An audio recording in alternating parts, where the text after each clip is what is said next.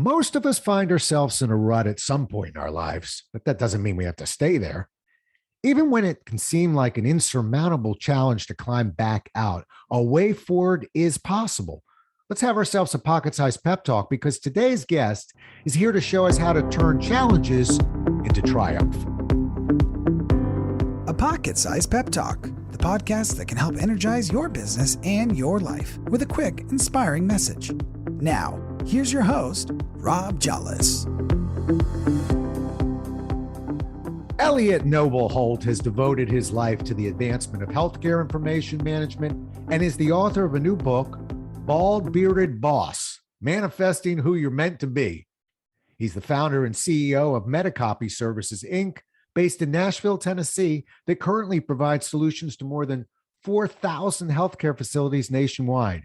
A warm welcome to you to the show, Elliott. Welcome aboard. Thank you, sir. Thank you for having me. Good. My pleasure. All right, let's start with this book. And I have to tell you, I should have had a head start before I met you because Bearded Boss should have helped me a little bit. But there you are with that big old beard of yours. So the book is out. What inspired you to write the book? Yeah, I think I was approached about writing a book about health information management in our industry, and that doesn't sound sexy to me. And so I thought it would be a good idea to really talk about the journey of how I became an entrepreneur and became successful over these last 22 years. Good. You know, I always maintain that kind of a book finds us. We don't usually find a book. So yeah, the bald bearded boss part will certainly catch your eye. Okay. In the book, you say, live so you don't have to explain. I took about 3 different versions of that in my head. What does that mean to you? Well, let's start with what it mean to you when you first heard it. What was the first thing that came across your mind? Just don't kind of follow your path, follow your dream. Don't worry about what others are saying. Go with what's in your gut, your instinct. That's what jumped out to me. Yeah, so I think that's a part of it. So my mother used to say it to me all the time as a child growing up: is live so you don't have to explain. And that meant for me at different times, different things. And so if I was going out, on a trip with friends or whatever, then they say, live so you don't have to explain. Like, don't do anything that you're not supposed to do. Make sure you're always doing the right thing. But over the years, that phrase really has evolved for multiple reasons, just based on life experiences, et cetera. But for me, it's just doing the right thing by people. Because if I'm always telling the truth, being honest, being sincere, being who I am, I really don't have a whole lot of explaining to do. I'm laughing because I'm thinking, there's a kid version answer to that question and an adult version answer to the question. There is. I think I remember the same phrase coming from my mom, and I knew exactly what it meant.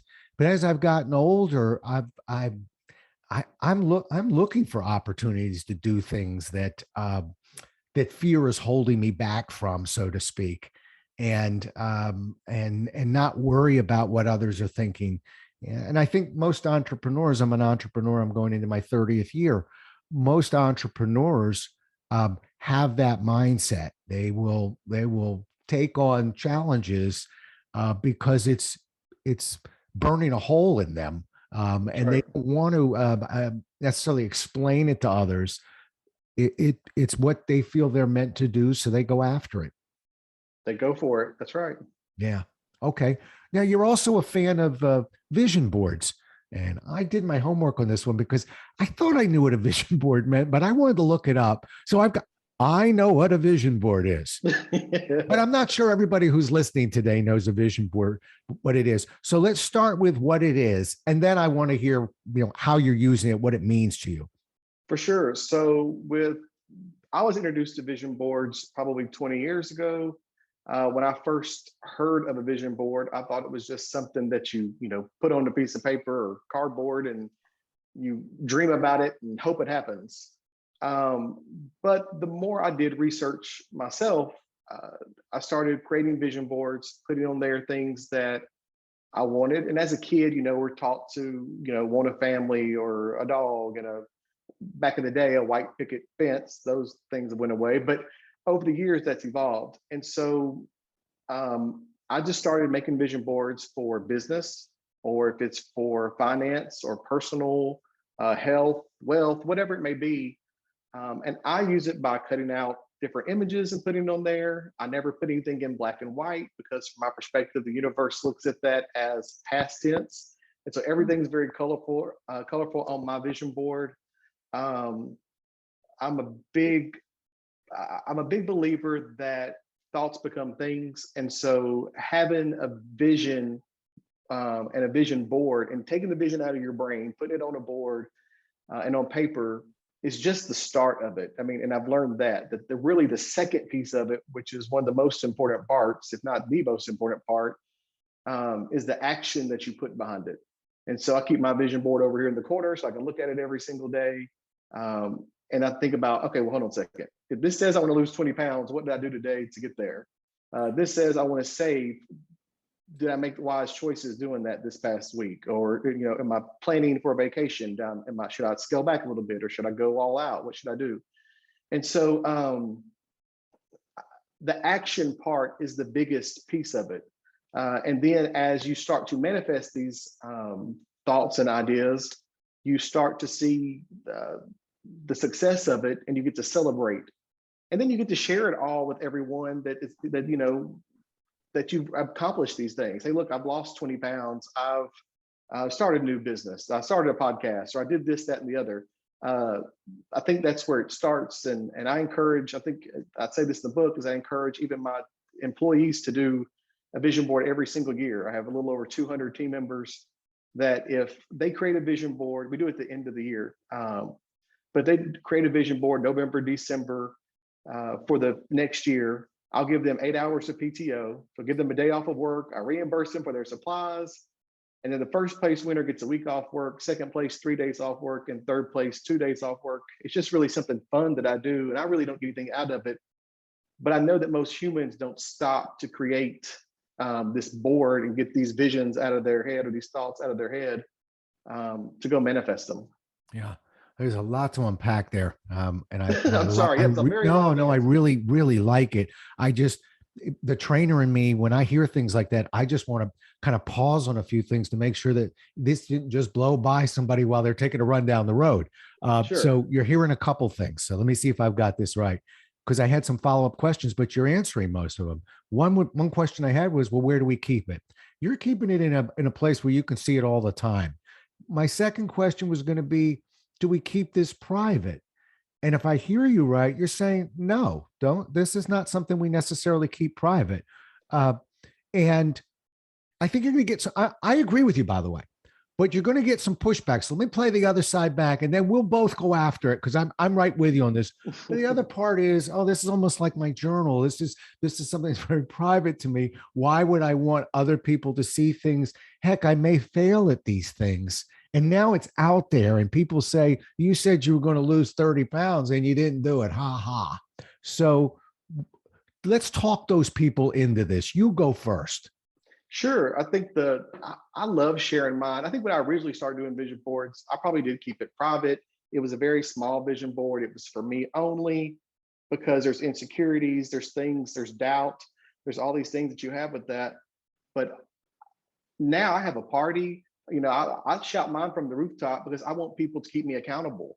And so how are you losing weight? I want to keep myself accountable. That's number one, right? I think that's where we get off track. But I feel like when you share that information with your best friend or your family or parents or whoever it may be, and say, listen, mom, dad, this is what I'm trying to do, they're either going to encourage you, they're going to, validate maybe your thoughts, maybe they won't, but maybe that just challenges you even more to go do it. Is really my perspective when you share that information. Yeah, I should have gone first. That was great. That's exactly what I was going to say. Accountable. Got to be accountable. And I help people who are in career transition, and I've told them, I've always had this dream. I used to work for a group that had 250 people in the room, and I had this idea. I said, I want to get pins. I want people to put a pin on and say, ask me about my job search. And the guy who was running said, yeah, okay, I'll go along with it. see if they'll go along with it. So I got up there and I sold this idea like I was really on my game. And I said, now how many people will wear that pin? And one hand out of 250 went up. And the reason why is from their perspective is if I don't tell people, I don't have to deal with the pain of failure, of rejection.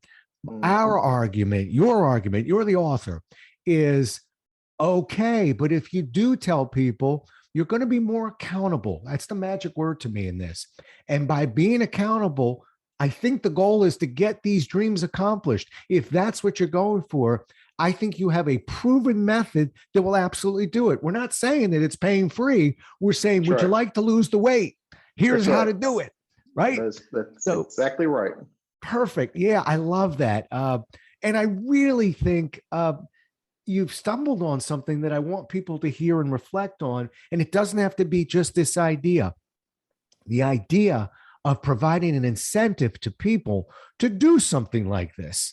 Because, there's a lot of, I'll think about it's out there in this world. But when there's an incentive, you really, now you're creating a culture within your organization, something that's really a part of the organization, not a training idea or something to do. When I was at Xerox, we were very written up in a lot of magazines. I'm going back a few decades, but stay with me.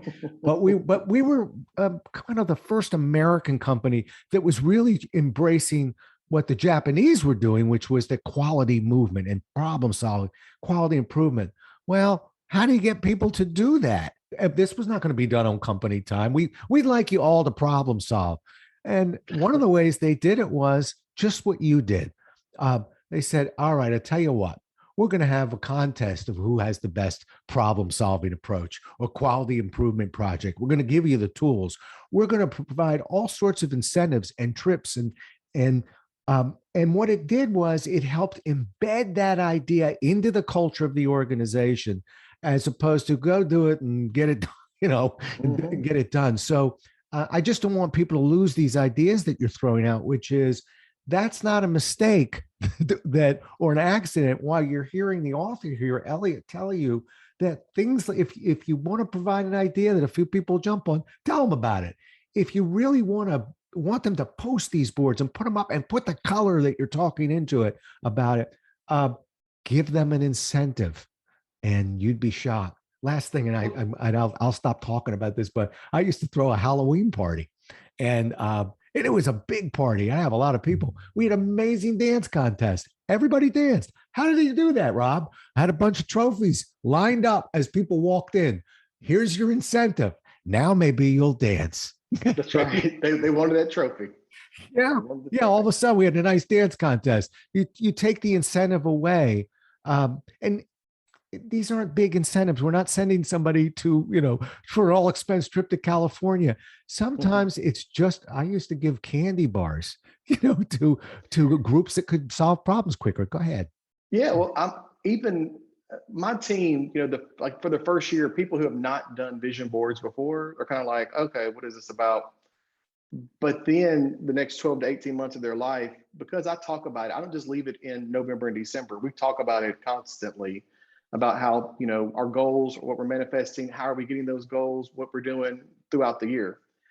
And so they start emailing me saying, hey, the car that I thought I would never get, or I paid off my student loans, or I did this because of you saying to us, or you giving us the opportunity to create the boards, and for me to stop and really just think about it. I think we get caught up in our day-to-day actions and our habitual routines of go, go, go, go, go, and do the same thing, that we don't stop to say, okay, if I just focused on this, what could I get done? If I just focus on these few things, what could I actually get done? And so they start seeing the reward, because they starts happening to them. They start manifesting all these things. And then when the next year comes around, they don't even need an incentive. I still incentivize them, but they don't even need it. They know how it's working now. They see the formula. Right. Right. I know I keep using it as a metaphor, but they've lost the weight, Right. Seriously. And they're feeling good about themselves. And now we're putting another goal up there, and now we've got momentum. I think that's absolutely terrific. I wish more companies would and I'm backing out of what you're describing and really putting it more into a process of providing incentives to individuals for things other than whatever widget they're handling every day. That's right. You know, Our team, I think what's nice about this particular piece is Metacopy, my business, and myself get nothing out of it. We're not asking for anything. We just want them to invest some time into themselves. And so, there's all sorts of talk about work-life balance, and there's all these other incentives that people are trying to come up with because of COVID-related issues, people working from home now. This is something different when you're stopping for a minute and incentivizing them to think about what they really want out of life. And to take it a step further, even if that means leaving my business, maybe they want to go back to school, maybe they want to go into the career that they've always dreamed of. That is okay. It's okay for that to happen to us. If we were a stepping stone, that is still okay. Yeah, that's awfully generous of you. I'm a little more selfish. So I'm going to tell you, and so if I may be the voice of selfishness just for a moment, I think, just in case anyone else is playing it in the car going, well, wait a minute, so we're going to lose the employee. I think there are other benefits, and as I'm sitting here, I'm thinking to myself, well, longevity. When you have a happy employee, you have the opportunity to retain that employee. When you have an employee that is, let me get off this weight loss thing, that has, is reading a book a month, that's on their board, their vision board. They're developing a better vocabulary. Okay. Right. But they're also developing momentum, aren't they, towards other successful activities? Absolutely. And if they're going after their goals, the truth is it comes full circle. They're going to do their best in their performance at work because they want to maybe move up in the business, or be in a different department, or be a leader and not necessarily in one role and be stuck there. So they see the prize and they think about, okay, hold on a second. To get there, I have to do this. So let me go this route. Right. Yeah, no, it's funny. Momentum is, we hear it in sports and we dismiss it in business. And I don't know why. So things like that, things that are truly in their control. Sometimes, we're in a business and we're, sliding in and out of a pandemic here. There's a lot of things that are not in our control right now. But the cool thing about what you're describing is a lot of things on that board are in our control. And so when we get those successes, we can ride that momentum to other things, even believing in our success, even taking that attitude to that next appointment or that next phone call or Zoom call, and just having a little bit more energy, to me, is of value, tremendous value. Absolutely. Wow. All right. You talk about, I feel like I could spend forever on the vision board, but I'm thinking, all right, Rob, move on. But and here's a compliment to you, Elliott. I don't have a vision board in front of me. I've never had a vision board. Send me an email in 2 weeks and ask me for a picture. Don't just ask me if I've done it. I'll show you. I'm going to. All right. To be continued on that, but right. I'm moved by it. I think it's a great idea, and I'd like to demo that for some of the people that I'm coaching and that I'm working with. And how could I tell them to do that if I've never done it? So, outstanding idea. Okay. You say that we define and live by our core values. Okay. Unpack that a little bit for me. Sure. So, if I really unpack it, I am a white gay male who was brought up Christian faith, who still remains a Christian. A lot of my beliefs and core values stem from that. So in business, one of my core values is open and honest communication. Most employees are not used to transparency. They're promised that in an employee relationship, but it's not always there. They also promise like an open door policy. And if you surveyed any employee right now, they would say, probably 9 out of 10 don't feel that way. And so just as one example, with the open, honest communication, it should be like this in any relationship, not just employer-employee, but I should be able to tell my spouse or my daughter or my friends and family how I'm truly feeling. They be validated. And sometimes it's not necessarily what they believe, but it's the other person's truth. And so from my perspective, when you're open and honest with, for us, it's our vendors, clients, customers, patients, and our employees, nothing but good can come out of that. It's very similar to live so you don't have to explain. Right. When it comes to that core value, we have Okay. different core values, but I think that when you have a set, maybe even as a family or as an individual, and you make decisions based off of those and never sway from them, it's just a nice center to be able to go back to and say, hold on one second, is this aligned with really what I'm thinking about or talking about or what I believe in, instead of just doing what somebody else suggests or what have you. Yeah. I think the challenge is that one makes me a little bit squeamish. It doesn't make me squeamish personally at all. We surround ourselves with friends and family who understand us and appreciate us. It makes me a little squeamish in business, and maybe it shouldn't. I almost feel like I want you to talk me through that. Sure. Because I'm a guy who spent a lot of time in the financial industry. It's a very conservative industry. We do, I'm very guarded about my values in that industry. I feel like I've been on calls with 28 attorneys at one time. I've been on the calls with financial advisors, physicians' offices, hospitals, CEOs, etc. There's value in being who you are and being honest. And if that means saying what's true to you, I have found, at least in my life, that there's nothing more rewarding than being thanked at the end of the meeting just for being genuine, or thank you for being open and honest, and us not, acting like robots from our perspective. I think it makes people appreciate you and makes you look more real and feel more real, because that's what we really are emotional, realistic human beings going through this world, not just cookie cutter humans. Yeah. I think you are a very self-actualized human being. I think that you lead that way. I think people follow that way. I'm not fighting you on this.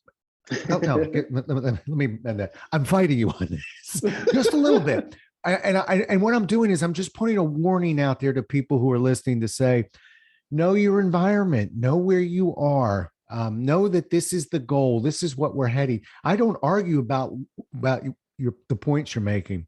Yeah. I'm playing back some of my customers, some of the people that I have, and thinking that could cost me some business, or, and sure. There's times where you have to know your audience and say, hey, look, this isn't the time or place for this. So I won't say that there's not a percentage of that you probably should hold back, but 97% of the time I'm being who I am. I think that people appreciate that. It'd be different if a lot of people, I like to usually get things out on the front end. Like if I'm talking to a potential client, for instance, and let them know who they're dealing with. So I mean, I've owned my business 22 years.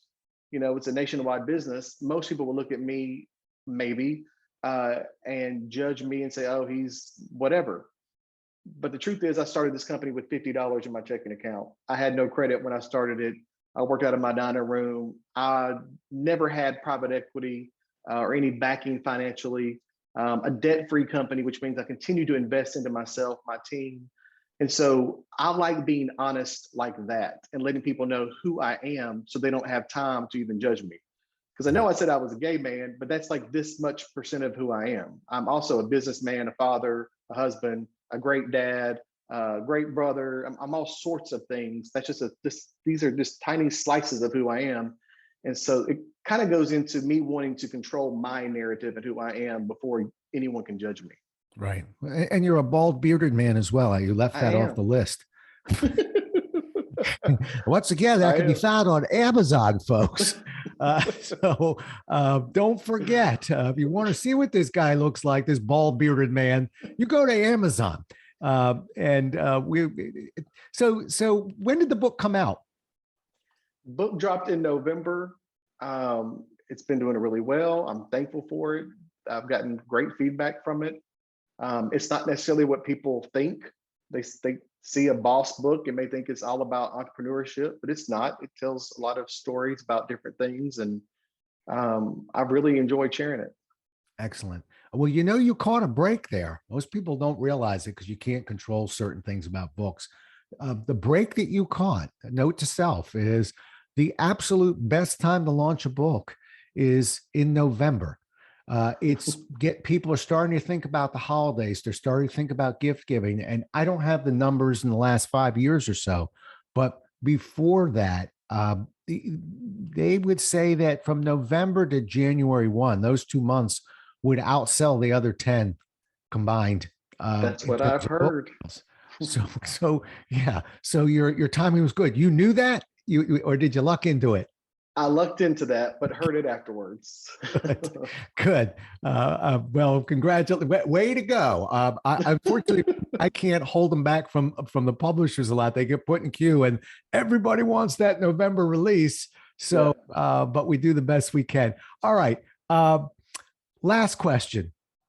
The goal is for us to be who we're meant to be in 60 seconds or less. And I think this kind of allows us to sort of summarize a little bit.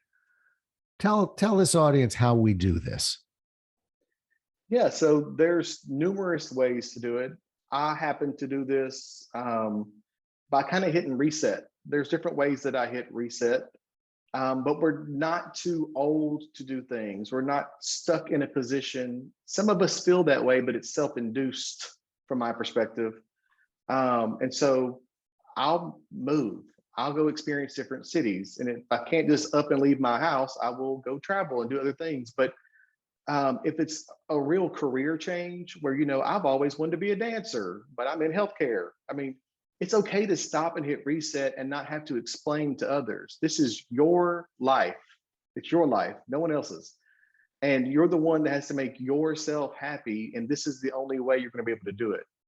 And so I always think that if, you thought about being whatever it was when you were a kid, well, what can you dabble in now to start making that happen? It doesn't mean you have to be a firefighter, and leave and go be a race car driver. It just means that think outside of the box and don't be stuck in your habitual pattern of your day-to-day actions where you look up and you're 110 years old, ready to go to wherever we go next. Outstanding. Elliott, have you ever seen the movie Defending Your Life? I have not. I'll go build myself a vision board. You go watch that movie and we'll compare notes in a few weeks. Wonderful, wonderful movie done in the 90s. Albert Brooks, Meryl Streep. It's got a pretty decent cast. But it deals with what holds most of us back, which is fear and overcoming our fear, which is a tremendous experience, and being held back from our fear, which is kind of a humiliating experience and disappointing. When if everybody here right now sort of just thinks back on some of their key disappointments, or a lot of times it was more that we didn't have the courage to try. We knew the door to open, and we were afraid to put our hand on that doorknob. And it's a romantic comedy. It's a very funny little movie, but it really does a beautiful job with just talking about fear and how we overcome fear. So I think it fits into who what you're about a little bit in terms of I'll definitely not check being it out. afraid. Yeah. How do people hear and get a hold of you? Sure, you can go to baldbeardedboss.com. You can check out the book on Amazon, and always reach out. I'll be able to chat with anybody. I love talking, telling my story, and helping anybody out that I can. Yeah. Now he's speaking Nashville, so I'll slow it down just a little bit for you all in the East and North.